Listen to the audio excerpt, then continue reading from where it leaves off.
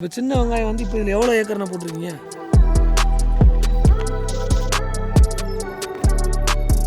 Okay, சின்ன உள்ளிக்கு வந்து இப்போ 1/2 ஏக்கருக்கு எப்படின்னு ஆரம்பிப்பீங்க? எதுலேருந்து ஆரம்பிப்பீங்க? விதைக்கும் நாற்றுக்கும் என்னென்ன வித்தியாசம்? எது நல்லது? ஸோ இப்போ 120 நாளில் சின்ன வெங்காயத்தை பார்த்துடலாம் இல்லைங்களா? கொள்முதல் பண்ணிடலாங்க. ஓகே, இதை பிடுங்குவோமா என்ன பண்ணுவோம்?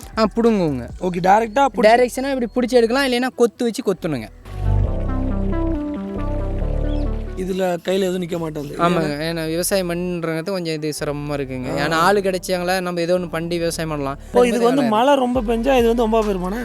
மழை பெஞ்சிச்சுன்னா பயிர் வந்து சடி ஆரம்பிச்சிருங்க. அதுக்கு ஒரு மருந்து அடிக்கணுங்க. நீங்கள் புதுசாக ஏதாவது ட்ரை பண்ணி ஏதாவது அதில் தோல்வி அடைஞ்சிருக்கீங்களா? நாங்கள் எதுனா விவசாயம் பண்ணி எதுவுமே தோல்வி அடைஞ்சதே இல்லைங்க. அடையதே இல்லை. 1.5 வரைக்கும் பார்க்கலாமாண்ணா 50 சென்ட்டுக்கு? பார்க்கலாங்க. ஆனால் நல்ல ரேட் விற்கணும். 100 அப்படி இந்த மாதிரி விற்கணுங்க. இன்றைக்கி நம்ம எங்கே இருக்கோம் அப்படின்னு பார்த்தீங்கன்னா, சேலம் மாவட்டம் எடப்பாடிக்கு பக்கத்தில் செட்டிமங்குறிச்சி அப்படிங்கிற ஒரு கிராமத்தில் இருக்கிறோம். ஸோ அந்த உள்ளி சின்ன வெங்காயத்தை பற்றி முழு விவரம் வந்து நம்ம அண்ணன்ட்ட கேட்டு தெரிஞ்சுக்க போகிறோம்.